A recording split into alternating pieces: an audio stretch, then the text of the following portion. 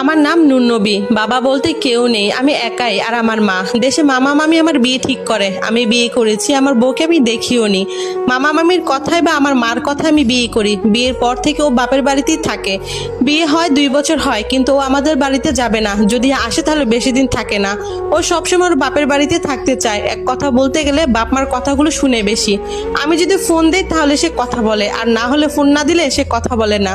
মানুষটা কেমন জানি হয়ে গেছে। কিছুদিন আগে আমার আলসার ধরা পড়ে। তারপর থেকে আমার শ্বশুর শাশুড়ির ব্যবহার, আমার বউর ব্যবহার আমার কাছে মোটেও ভালো মনে হয় না। মানে তাদের ব্যবহার দেখলেই বোঝা যায় তারা জানি কিরকম একটা। এমনও সময় গিয়েছে আমি ওর সাথে রাগ করে মাটির মধ্যে শুয়েছিলাম, তারপর স্ত্রী হয়ে আমাকে একটু খেয়াল করেনি।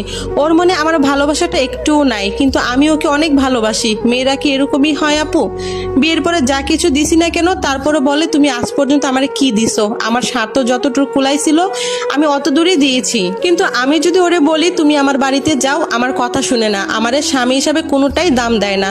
ছোট থেকে আমার নানা নানি আমাকে বড় করেছে। এক কথা বলতে গেলে নানি আমার মায়ের মতনই। ছোটবেলায় বাবা মরে গিয়েছিল, মামা মামি ওরাই আমাকে ভালোবাসা দিয়ে আমাকে বড় করেছে।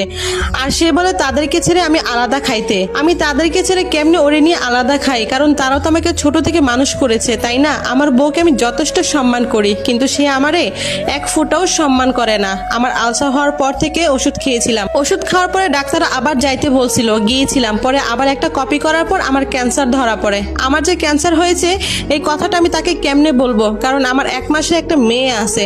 আমার আলসার হয়েছে তাতেই আমার সাথে কথা বলে না। আরো যদি ক্যান্সারের কথা শুনে তাহলে কি সংসার করতে দিবে? আমি গাজীপুরে জব করি। 3 মাস পর আমাদের ছুটি হয়। তাহলে আমাদের কেমন লাগে? পরিবারকে ছেড়ে ঢাকা থাকার পরও মনে মানাই। ও ইভেন কি আমার ভাতও খেতে চায় না। আমি যদি ওরে তালাক দিই তাহলে ও খুশি। আমার 1 মাসের বাচ্চা রেখে কিভাবে আমি ওকে তালাক দেই? কারণ ওরে তো আমি বিয়ে একবারই করেছি, বিয়ে তো আর বারবার হয় না। আমি ওকে অনেক ভালোবাসি। আর বিশেষ করে আমার শাশুড়ির জন্য আমার সংসারের এই অবস্থা। এই স্টোরিটা একটা ভাই আমাকে লিখে পাঠিয়েছে আর বারবার বলেছে যেন তার স্টোরিটা আমি শেয়ার করে দিই। ভাইয়াটার জন্য সত্যি আমার খুব খারাপ লাগতেছে। এই ভাইয়ার বাসাটা হচ্ছে কুড়িগ্রাম নাগেশ্বরী। তবে সত্যি আমাদের সমাজে এমনও কিছু মেয়ের মা আছে যার জন্য মেয়ের সংসারটা ঠিক মতো করা হয় না। এই ভাইটার জন্য খুব মায়া লাগতেছে। সবাই ভাইয়াটার জন্য দোয়া করবেন যেন তার সংসারটা ভালো হয়ে যায় আর ভাইয়াটাও যেন দ্রুত সুস্থ হয়ে যায়।